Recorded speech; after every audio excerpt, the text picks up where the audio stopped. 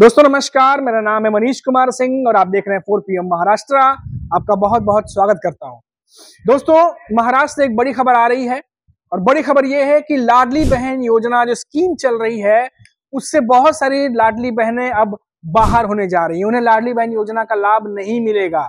कुछ इस तरीके से नियम बता करके अब उनका नाम बाहर किए जाएंगे। जी हाँ दोस्तों, पूरी खबर मैं आपको बताऊंगा डिटेल से।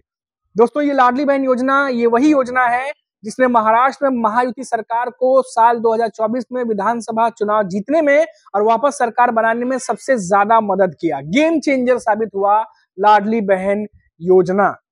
आपको याद होगा कि 2024 के ही लोकसभा चुनाव में किस तरीके से महायुति हारी थी और एनडीए गठबंधन ने जबरदस्त तरीके से कमबैक किया था।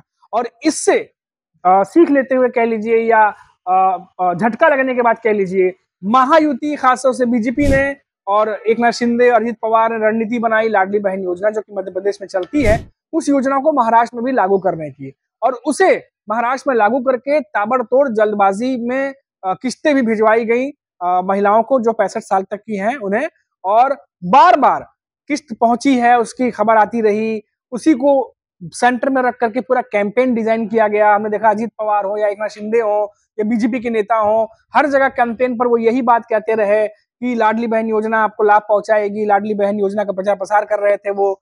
और इसके बाद देखा गया कि पूरा महाराष्ट्र का सियासी पारा बदल गया, चुनाव बदल गया और जो लोकसभा चुनाव में जो पलड़ा एनडीए की तरफ झुका हुआ दिख रहा था वो पलड़ा महायुति की तरफ झुक गया। अब दोस्तों, ताजा जो खबर है वो मैं आपको बताने जा रहा हूं। इसी लाडली बहन योजना में अब जिन परिवारों की आय 2.5 लाख से ज्यादा है वो इस योजना का लाभ नहीं उठा पाएंगे। जो महिला जिसके नाम पर कोई वाहन अगर पंजीकृत है, जो खबर आ रही है उसके मुताबिक बता रहा हूं दोस्तों, आप जरा डिटेल जो है वो चेक कर सकते हैं नेट पे या फिर अपने जो नजदीकी जो सरकारी जो ऑफिस होगा वहां जाकर पूछ सकते हैं। जो पंजीकृत गाड़ी है वो अगर किसी महिला के नाम पर है, रजिस्टर गाड़ी है, 4 व्हीलर है, तो उसे भी इस योजना का लाभ जो है वो नहीं मिलेगा।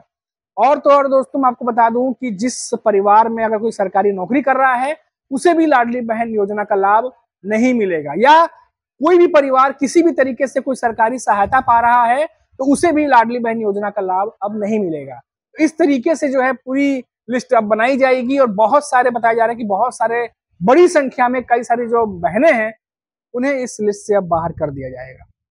आपको पता है दोस्तों कि कुछ रिपोर्ट्स में पढ़ रहा था, कुछ अधिकारियों ने इस पे बयान भी दिया है और कहा है कि ये घर घर जाकर के जांच नहीं की जाएगी। ये आरटीओ द्वारा पंजीकृत जो वाहन है उन महिलाओं के नाम या उस तरह की डिटेल निकाली जाएगी और मैच किया जाएगा कि क्या ये रजिस्टर है लाडली बहन योजना के लिए, और उसको देखते हुए जो है वो नाम हटाया जाएगा, यानी आरटीओ के द्वारा मदद लेकर के पता लगा करके।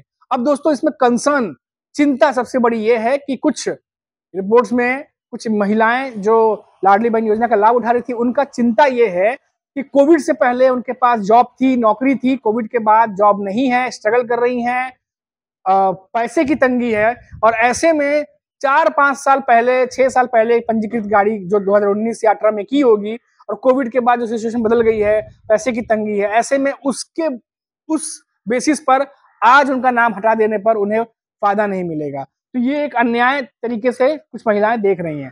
वहीं अपोजिशन भी दोस्तों अब इस पर सवाल खड़े करने लगा है और अपोजिशन ये कह रहा है कि क्या महायुति सरकार लाडली बहन योजना को चुनाव जीतने के लिए सिर्फ लेकर के आई थी? जिस तरीके से प्रचार प्रसार किया गया, जल्दी जल्दी रजिस्ट्रेशन कराए गए, पैसे किस्त बांटे गए जल्दी से जल्दी ताकि इसका असर जो है वो लोगों तक पहुंचे, और इसकी प्रचार प्रसार कैंपेन भी उस तरीके से की गई, तो क्या ये सब कुछ चुनाव जीतने के लिए था? और उसके बाद जब चुनाव जीते हैं तो अब इस तरीके से ऑडिट करके बहुत सारे लोगों के नाम अब बाहर हो रहे हैं। तो अपोजिशन भी ये सवाल खड़े कर रहा है दोस्तों। अब हालांकि सरकार लाडली बहन योजना लेकर के आई थी और अब जिस तरीके से उन्हें आगे चलाना है, जो नियम बनाने हैं वो बन रहे हैं, लेकिन दोस्तों इतना जरूर है कि बहुत सारे जो महिलाएं हैं जो लाडली बहन योजना में जो पंजीकृत थी उनकी चिंताएं अब बढ़ गई हैं। हालांकि अधिकारियों ने ये भी डिटेल दी है कि कोई एक्शन नहीं लिया जाएगा, बस जो इसके एलिजिबल है नहीं है उनको बाहर रखा जाएगा, यानी जो गाइडलाइंस है उसके मुताबिक जो नहीं सेट हो पा रहे, जो मैंने बताया कुछ उसमें से, उनमें जो सेट नहीं हो पा रहे उनको बाहर रखा जाएगा, उनके नाम बाहर कर दिए जाएंगे। अगर वो लाडली बहन योजना में उनका नाम भी है तो बाहर कर दिया जाएगा। तो ये तमाम चीजें जो है दोस्तों अब बड़ी अपडेट आ रही है। अब इस पर सियासत भी गर्मा गई है, सियासत होनी थी। लाडली बहन योजना स्कीम जो है पहले भी सियासत गर्म थी इस योजना पे, अभी भी सियासत गर्म है चुनाव के बाद भी। लगातार अपोजिशन कह रहा था कि इस योजना से महाराष्ट्र पर बोझ बढ़ेगा, महाराष्ट्र का रेवेन्यू जो राजस्व उस पर बोझ बढ़ेगा, पहले से ही इतना सारा बोझ है, उसके बाद इस योजना को लाना, कैसे चलाएंगे इस योजना को, कैसे इतने सारे पैसे बांटेंगे, तमाम सवाल जो है वो अपोजिशन खड़े कर रहा था। लेकिन लगातार महायुति के नेता, चाहे वो देवेंद्र फडणवीस हो या एकनाथ शिंदे हो, वो कहते रहते हैं कि नहीं ये चलेगी, स्कीम चलती रहेगी, योजनाएं चलती रहेंगी और अगली किस्त भी जल्दी महिलाओं को मिलेगी। तो अब देखिए किस किस तरीके से चेंजेस हो रहे हैं दोस्तों, और सारी डिटेल जो है आपको और ज्यादा चाहिए तो कुछ देर में या गूगल पर अब तक आ भी चुकी होंगी, और बाकी कुछ और अपडेट हमारे पास आती रहेंगी, तो हम कोशिश करेंगे कि आप तक वो तमाम जानकारी पहुंचाते रहे। फिलहाल जो खबरों के हिसाब से जो रिपोर्ट्स आई हैं, जो जो खबर आ रही है, वो मैंने आप तक पहुंचा दी। और ज्यादा जानकारी अगर आपको चाहिए तो आप रिसर्च कर सकते हैं, गूगल पे देख सकते हैं। अभी के लिए इतना ही, आप देखते रहिए 4PM महाराष्ट्र। नमस्कार।